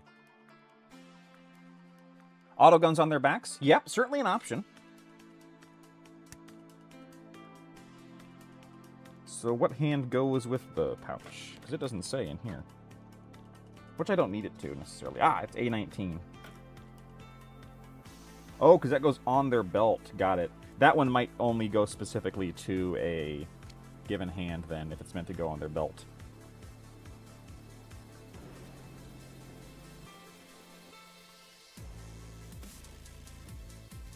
Is this a store thing?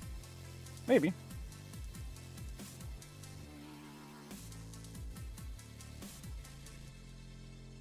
Depends on where you are.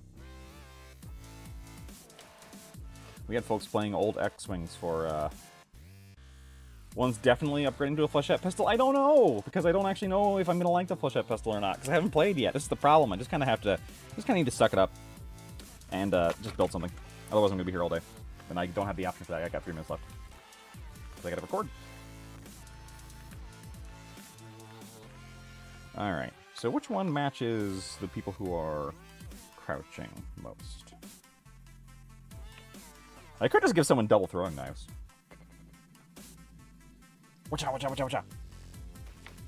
Yeah, well, and that is a nice thing where the game, even if the store, doesn't sell the old books, which you will have to get yourself, the models are the same, right?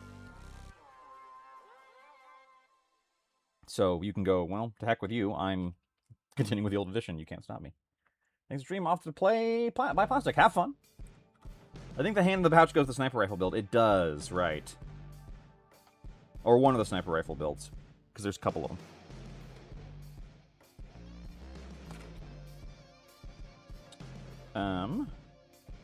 Throwing knife. Throwing knife. Throwing knife. Upgrade frame right options. Throwing knife 9C. That's going to be 30 and... What does that even go with? B29, B30. Okay, so where's 29? I think I'm only going to have time to cut this. Gosh, that's spindly. Yeah, scope in one hand. The mono, he's got the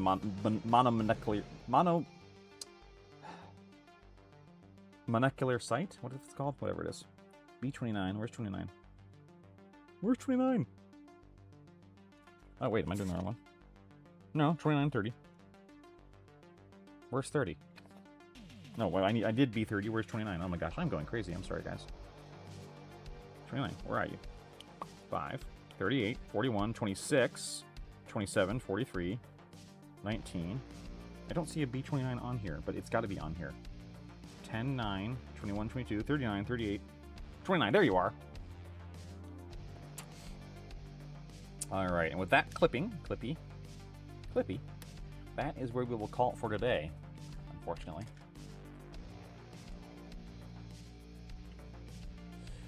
Thank you all so much for joining me today. I hope you had a good chat and a good time, and hopefully maybe learned something. Group shot, everybody! Yay! Everybody except you, Mr. Leader, and Armless. This guy's not dangerous. He's mostly armless. All right. Thank you all so much for popping by. I really appreciate it. If you want to continue discussions, check out our Discord link below. I'll be busy the rest of the day, but hopefully other people will be there. It's also where I'd love to see anything that you're building, painting. It's free to join. Obviously, more Necromunda stuff coming up this week and every week until the end of time, because we've got a lot to cover. We'll be starting our campaign tonight, and we'll be doing a little campaign diary with that. I will see you all in the future. Stay safe out there.